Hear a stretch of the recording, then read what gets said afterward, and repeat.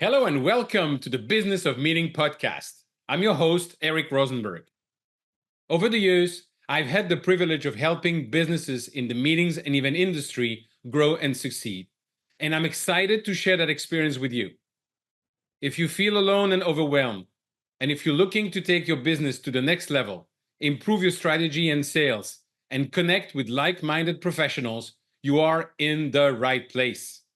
I invite you to visit eventbusinessformula.com and join our community of event business owners dedicated to exponential growth. Now let's dive into today's episode. Hello and welcome to a new episode of the Business of Meeting podcast. And today I'm absolutely delighted to have a conversation with basically the person that is the MC that you see everywhere now. She has an amazing career as a journalist, an MC, as a host. She also has the model industry. We're going to talk about all those elements with none other than Shannon Thaler Cherry. Shannon, I know you have a very busy agenda, so thank you so much for taking the time to speak with me today. Yeah, Eric, thank you. It's weird to be on the other side of the conversation. I'm usually in your seat, so I appreciate it. Thank you so much. Good. Bear with me. I Yeah. hope I'll do a good job. So we'll see. You tell me at You're the end. fine. You're fine. Thank you so much. My very first question, which I always Mhm. asking my guests, is what is your journey and what do you decide to do in your life until today? Wow. Okay. Big question. Big start. To answer that question, I have to go back quite a bit. I think my experience in journalism really started, well, in high school. I had a teacher in a writing class who was like, I think you would be a great journalist. Have you thought about writing in college? And I honestly hadn't. I went to a magnet program in high school. I was a dance major. I loved performing. I loved being on stage. I loved all the production behind that, but I didn't really know how to transition it into a career. So, long story short, I thought I was going to go to college. I ended up signing a modeling contract. I deferred. And when I went back fully online, I went to Penn State World Campus and was modeling and traveling the world. I was in Japan for a bit, LA for a Wow. while. And yeah, so now I'm equipped with this digital journalism studies and then my modeling. And I was shooting a magazine one day, and the photographer was asking, making small talk, asking if I have any hobbies. And I was like, I am trying to be a writer. And he asked me if I had ever covered an event. And I don't know what in the world made me just say, yeah, I have. I hadn't. I was still in school. And I think in the back of my mind in the modeling industry, they say jump and you're supposed to say how high. So when he said yes, when he asked me that question, I just said yes. Long story short, I covered this event for his magazine and I had to touch base with the producer, and she had a long-standing relationship with BizBash.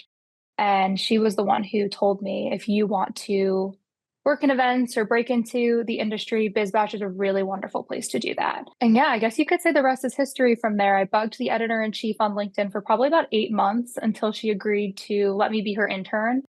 And that was my first job in writing.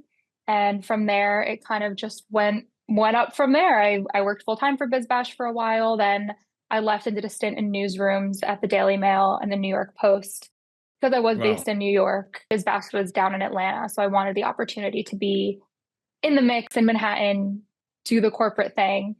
And yeah, ultimately ended up leaving a little over a year ago now, last May. And I've been full time writing, and I found myself back in this event industry niche. And I'm sure we'll get more into that, but that's the long story short of it. Nice. Very nice. When do you know when it's time to change? Or is it just serendipity and your gut telling you, you know what? Yeah, why not? A little bit of both. I wouldn't consider myself the most serendipitous person. I'm very type A. I very much wanted like a safety net if things didn't go well. So the great thing is that I never stopped freelancing. So even when I left the events industry and went to a more traditional newsroom, I never stopped writing for trade publications, never stopped working with BizBash and working on those relationships and attending events on the side. And so I had this steady line of freelance work. And so in the back of my mind, I'm like, okay, how much can I realistically ramp this up before I even jump? And that is also kind of what led to me along the way there, I left modeling fully to be in a corporate role. And I've signed a modeling contract again as kind of as job security, really. I didn't know how else to make money. And so I definitely lined some things up and was like, okay, if I fall flat on my face, I have some sort of job security in a sense. Is it true what they say? Because I don't know much about the modeling industry, but is it true that it's extremely competitive, that you have no friends, that you have to count only on yourself?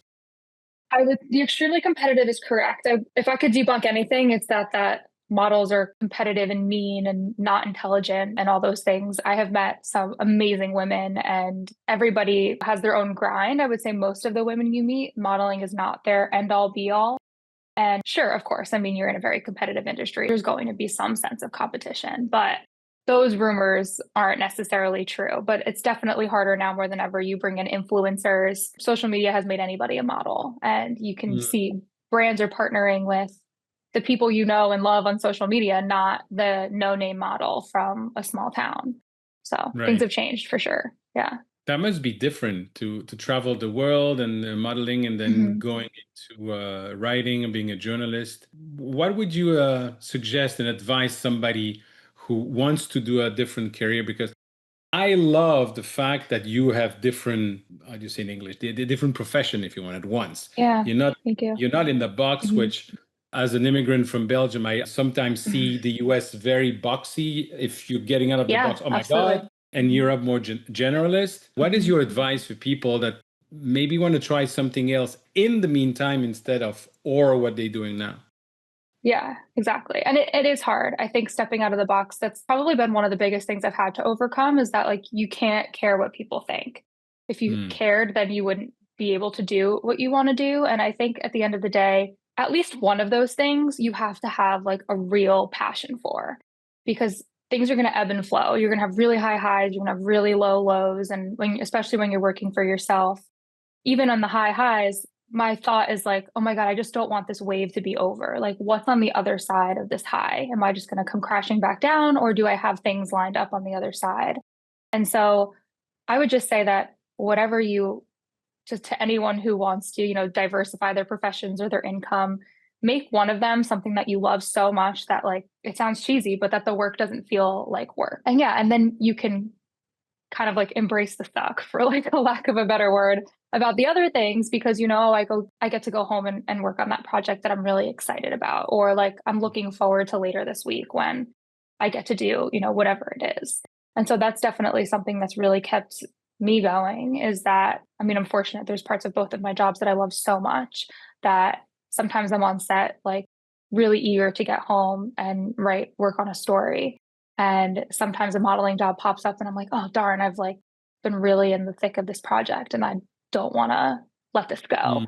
So it's that constant passion that keeps you steady when like that wave is like getting high and low around you, if that makes sense. Yeah, absolutely. I love a writer named Ryan Holiday. I don't know if you're familiar with him. I don't. He studied the Stoic, the Okay. Greek time, and he has Hmm. different book that are about courage, about all the values of Stoicism. But before that, he wrote a book called, if I'm not mistaken, Trust Me, I'm Lying.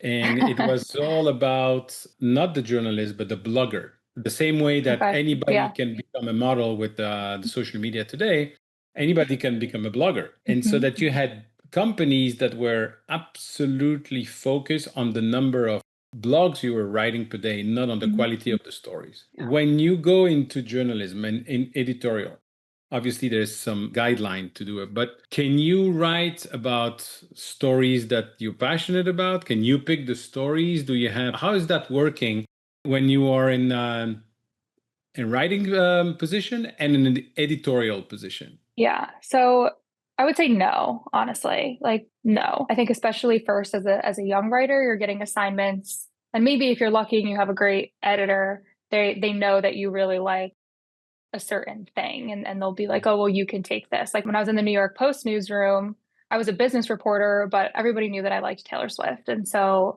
when everything kept coming out about the Eras tour and all this stuff about how she was becoming a billionaire and it fell into our kind of like jurisdiction on the business desk, my editor would be like, oh, well, Shannon, you can take that story because I enjoyed that topic. But for the most part, no. And then now a lot of the things guiding what you're reporting on is clicks.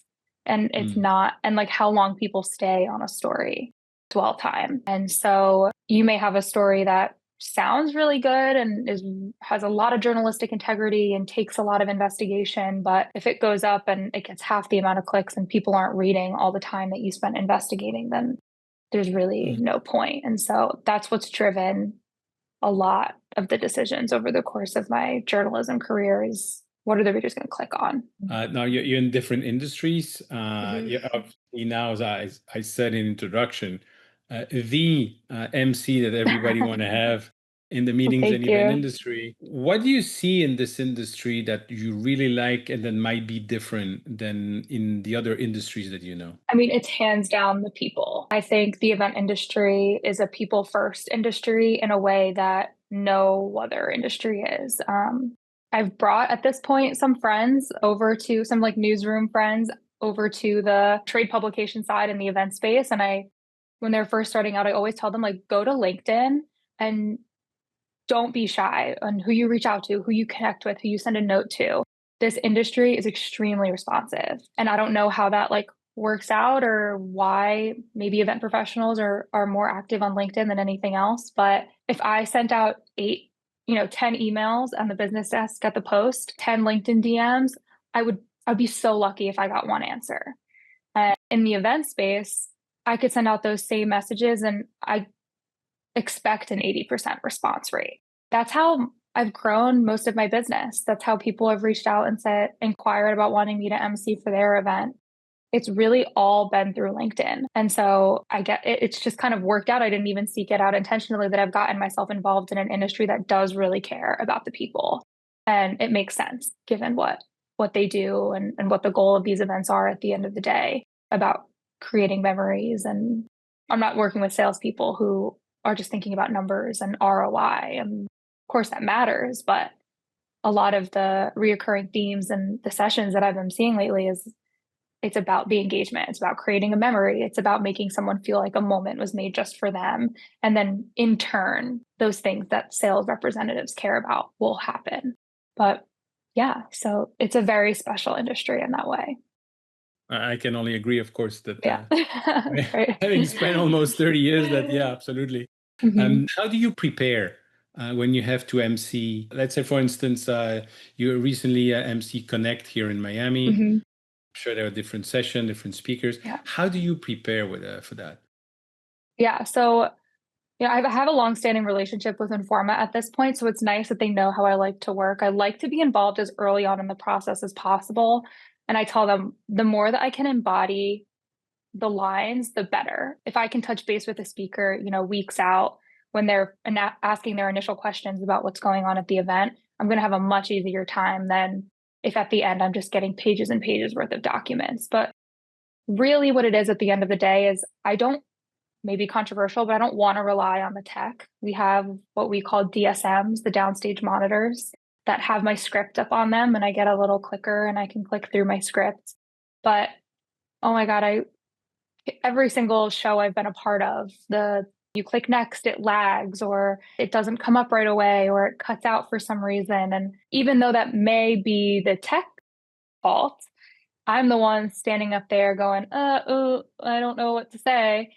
So it's a lot of writing and rewriting. So once I have my script, I have a notebook that I literally just rewrite it paragraph by paragraph. And then I say it out loud, write it again if I mess up. And something about that, like physically writing to brain connection, really works for me.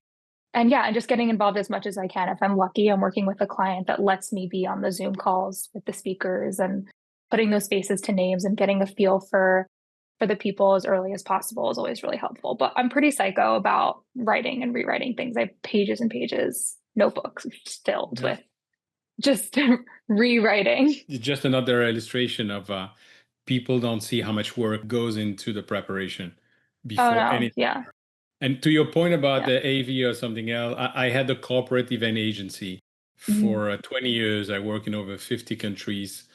for major Fortune 500 companies. Yeah. I never had one project that was executed exactly the way it was planned. Yeah. There There's you go. always something. Yeah, exactly. And you have to almost prepare to pick up the slack because in those situations, like you are a team. Like I can't get off stage and start like being rude to the stage manager and being like, where was my script? Why didn't that happen? Like it's a team effort. And so I feel like, I think, especially being as perfectionist as I am, I don't want to feel like I can put the blame on anybody other than myself if something goes wrong. I'm not going to put myself in a situation where I feel like the stagehand did me dirty or the tech guy did something wrong. It's like, no, well, you could have spent an extra hour memorizing something and then this wouldn't have been a problem.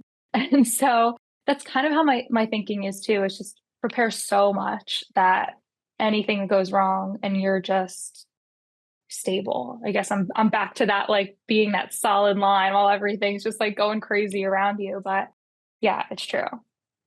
You know what? It's exactly what I've said many times to my family. Somehow, to work in this industry, and there's a lot of adrenaline, Yeah. and Oh yeah. you need to like the unexpected. It's Right. some people froze, and other people go, "Aha, okay, Hmm. what are we gonna do now?" Because there's It's always something like that. thrilling. Yeah. It's I guess it's like why some people like roller coasters and some people don't. But I definitely feel like it's like a must, you're flexing a certain muscle too, as far as memorization, but also with like the adrenaline. The more that you can like feel that like butterfly in your stomach feeling, at least for me, the more I feel like it's like revving an engine. It's a great feeling. I like it. Is there any part of the industry you say, no, I could not do that, or any topic that you would be concerned, or you can prepare for any type of industry, any type of organization? Yeah, I would say that I can prepare for anything and everything. I mean, to some extent, I mean, my business is really in the events sector now, or I've found this little niche. And so when I'm up on stage with event professionals, I feel a little bit more comfortable kind of bouncing off of things that they say and maybe lending a little bit of things I've seen in my own reporting. But as far as emceeing goes, I could prepare for any industry. I may just not be as comfortable, something like a infrastructure conference talking about like building infrastructure or certain types of technologies. But yeah, give me something and then tell me I can't do it, and I'm definitely going to do it. I love it. Yeah. Now, you're in touch with a lot of event professionals. What do you see today that is changing compared to a few years ago? Yeah, I think the biggest thing, it's almost like a new buzz phrase that's coming up is personalization at scale. People want, or event professionals are talking about how can we personalize things, whether you have those 40-person invite only pop-ups or 400-person sporting events or 4,000-person festivals. Finding a moment where every attendee almost has an opportunity to say like, wow, that was made just for me. I think in order to accomplish that, I'm hearing a lot of like choose your own adventure style events. But I think more than ever, there's almost like an expectation from an attendee to kind of sit back and be like, okay, I'm waiting for you to give me my surprise and delight moment rather than like a general surprise and delight moment. It's a big Interesting. ask. Yeah, absolutely. Yeah. I've seen more. So I have three daughters. The three of them are Gen Z, okay? Yeah. And I'm Gen X. I see that there's more commonalities between Gen Z and Gen X than with millennials. Is it me, or do you see also the difference in expectation, in the way that they're enjoying or complaining about the conference? Yeah, I think so. Yes and no, because I think that Gen Z is tapped into tech and social media in a way that is very uniquely Gen Z. And there's certain things that, like I went to a Savannah Banana game this past weekend. I don't know if you've ever Yes. seen them on TikTok. Well, Yeah, actually, Jesse Cole yeah. was a Hmm. previous guest on the podcast.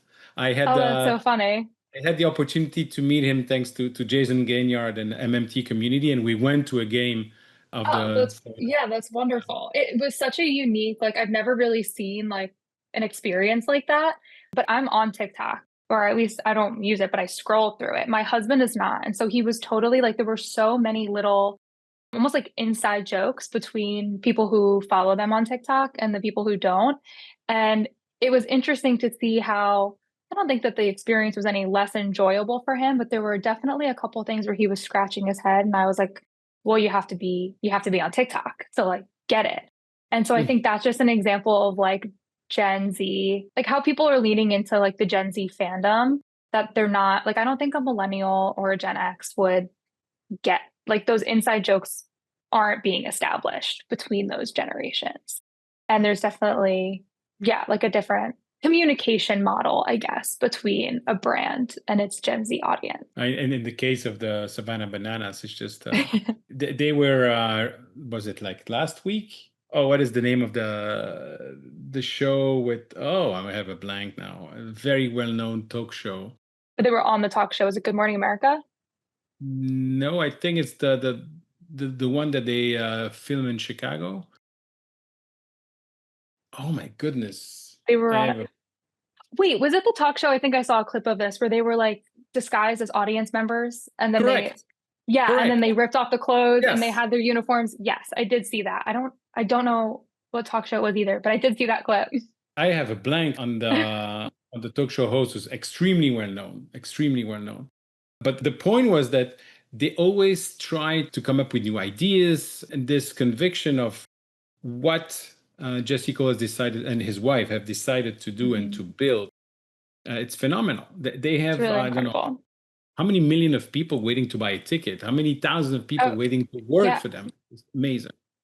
And I was at the game in Yankee Stadium. So I think it was like especially meaningful for them, given that they sold out Yankee Stadium. And Jesse got on the mic and was saying, like, I can't even tell you how many years ago I was struggling to sell 20 tickets among family members. And here they are, I think 45,000 fans that sell out Yankee Stadium. And it was incredible. They were at the beginning. They were even sleeping on the mattress in the Mhm. old stadium in Savannah. It's beautiful American success stories. Yeah, Yeah. absolutely. So you do many different things, and I know that you have to be extremely organized. You have to manage Mhm. deadlines, and I know you also have a specific point of view and advice for people in our industry for not burning out.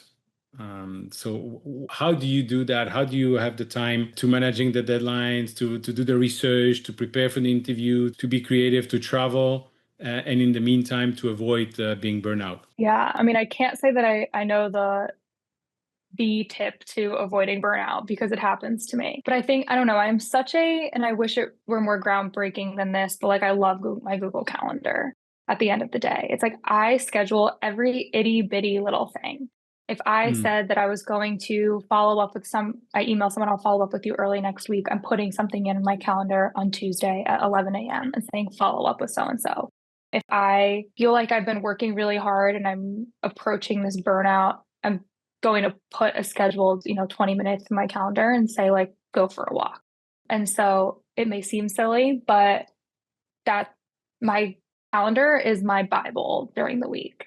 And it's really helpful. And I think also it's something that my mom really instilled in my brother and I growing up is dinner time is a very sacred time. And so Mm. as much as possible, put your phone away, the entire family should be around the dinner table and it's like an event every night. Like I don't go as far as my mom did, as far as like she used serving platters and like every single night my husband and I can make our plate at the stove and then like come and sit down. I'm not putting everything on serving platters. There's so many dishes at the end of the night. But I really try between work schedules and everything, if I have to wait an extra hour or my husband has to wait longer for whatever it takes for us to be able to sit down at the end of the night together. And I think that's really centering and that's really helpful. And there's plenty of nights where both of us after dinner go log back on and work more. But to be able to have that moment together is, I think, something that definitely keeps me sane. You know what? It's very unique what you just said, at least for me, because my Mhm. wife and I, we always have the kids at the end of Mhm. the dinner. First of all, we have dinner together, which apparently is not the case for most of my kids' friends. Yeah, I And remember so, that growing up too. Yeah, my mom was very much, I mean, my brother and I were both very involved in activities. And Of course, there were some nights you couldn't avoid it, but the nights that we could Yeah. all sit down together, we were sitting down together. Yeah, we do that. And then we ask the three good things of the day at the end of the Hmm. dinner, which is something I like very much. When you look at the whole technology, when you look at, Yeah, like, for instance, one of my youngest, she's texting and she, what do you do? I'm speaking with my friend. No, darling, you're texting. You're not speaking right. with your friend. And she goes, no, that's my way of communicating. And we're like, huh, she's got a point. Yeah, Uh, right.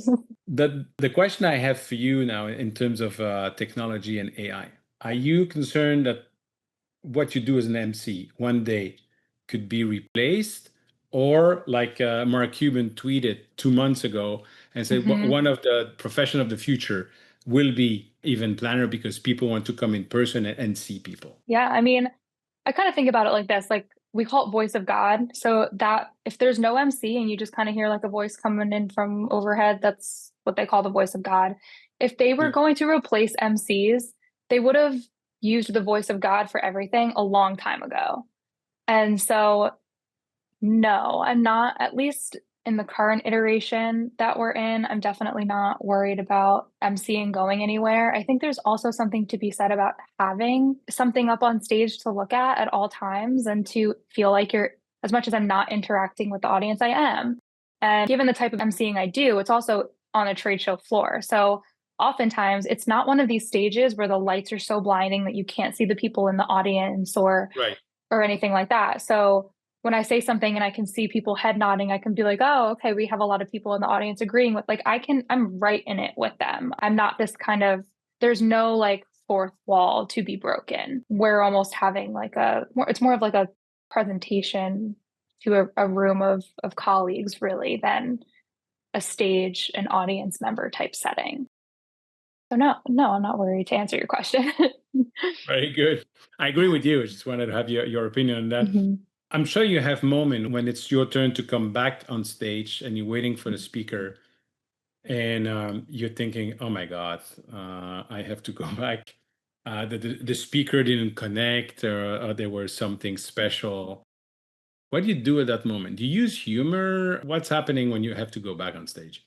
Yeah, that's a tough one because I think you want to jazz everybody back up, but you also don't want the speaker to feel like, oh no, I just like bombed. So I think more than anything, I mean, I do more often than not like have a prepared script.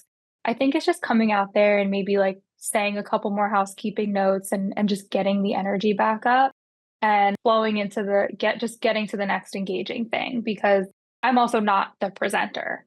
I'm just introing the next person. So I think I really can set a pace and just get the show moving on and people can feel like, okay, I'm not like waiting for the next thing anymore. Then that's ideal.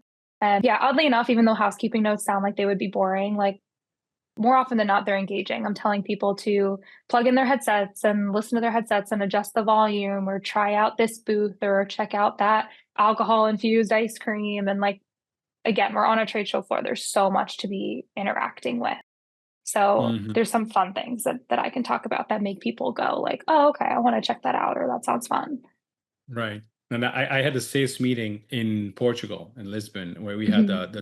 one of the, I won't mention the name, a very well-known professor from a very well-known business school Mhm. speaking about motivation and about sales and didn't want to prepare anything and lost the crowd because he was using example of baseball. Nobody plays baseball in Europe. And people start Yeah. talking and up to the point they say, if you continue like that, I'm going to leave. And so the MC afterwards said, interesting job to do going back on stage. Now, I don't want to embarrass you and asking you a nightmare situation, but at the opposite, what Mhm. was one of the greatest moment, the greatest person that you were an MC and you got the chance to Ooh. meet and to introduce? Oh my God. Will Guidara, I would say, Oh, hands yeah. down. Yeah. Yeah. Unreasonable Hospitality. He was our keynote for Connect Spring Marketplace, I believe it was at the Wynn in Las Vegas. Yeah. And yeah, he was definitely the most engaging, like, first of all, coolest person to meet backstage. You know, with a keynote, sometimes the personalities can be interesting and they come in and they think they're the hot shot of the sessions and everyone's coming because they're there and they kind of hang out in the corner with like a domineering presence. And Will Guidara walked in like so excited to almost like be a part of the team for this next hour and introduced himself and talked a little bit about his session and wanted to know about me. And I think the whole concept of being interested rather than interesting is goes really far when you're talking to people. And Will Guidara is interested in people. And even just getting up on stage, he did this little bit that I'll probably like never forget. He had champagne and champagne flutes ready backstage, and he was going to ask people in the audience who's ever been engaged at a restaurant and were you offered free champagne? And if the people said no, then he was going to offer them the glass of champagne that they should have gotten, because that's what that's the whole epitome of unreasonable hospitality. And if everybody said yes, then we just got to drink the champagne backstage among the like stage crew. And so that happened. We got to drink the champagne backstage with the crew. But I think he was somebody that I sat backstage and watched his session and was like, I am learning from this. And so I always really appreciate when I can like walk away feeling inspired too. And yeah, so Will Guidara. Wonderful. That's an awesome question.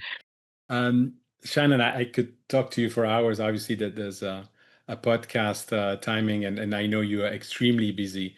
We're coming to the end already. It goes fast. I know, it really does. It's great. It means you didn't see the time passing, then I did an okay job. So that's great. I have two more questions. The first one is, how do people get in touch with you if they want to talk to you, if they want to talk about the project, or of you being an MC at their conference? How do they get in touch with you? Yeah, absolutely. I mean, LinkedIn. You can always reach out to me on LinkedIn. I'm always going to answer my DMs. And all my personal contact information is on there. My email is just my name, Shannon Thaler, my maiden name, shannonthaler@gmail.com. And yeah, send me an email. I'm very responsive. I get through all of my emails. So it would be great to get in touch with whoever's listening and wants to chat more. Wonderful. And now that's what everything comes full circle with my last question. You're going to see why. I mentioned already Jason Gaignard, the MMT community, which is a fabulous community of entrepreneurs. He always bring amazing speaker, and he always prepare for days. The introduction is just insane. And one of the best introduction that I've seen him doing, and we had the speaker in front of us, was for Will Guidara. Really? Oh, wow. Yes. I love that. It's kind of interesting you just mentioned that. And the other thing is, you mentioned about the champagne story. And one of my favorite question, if not my favorite question, which is I'm going to ask you now, comes from Jason as well. When we meet in a year from now with a bottle of champagne, what are we going to celebrate? Ooh. I think, oh gosh, wow, that's tough. I want to be hosting an award show, like a bigger time award show. And yeah, so I hope that we're toasting to new clients and new successes. I would love to grow my book of business even further. And yeah, I think, personally, I just got married. And so I hope there's some personal wins in the future too, as we look to buy a house and start our life together. And so, gosh, I can't whittle it down. I feel like for better or for worse, I like dream too big. So I just hope that to success and whatever that means for us at that time. Keep dreaming big. If everybody's listening, keep dreaming big. And Shannon, thank you so much for speaking with me today. Thank you, Eric. Thank you for tuning in to the Business of Meeting podcast. I hope you found today's episode valuable. If you enjoyed the show, the most important thing you can do is leave a review and share it with your colleagues. It really helps spread the word. I truly appreciate your support. And if you're ready to take your business to the next level, don't forget to visit eventbusinessformula.com to learn more about how we are helping even business owners like you. Thanks again for listening, and I'll see you next time.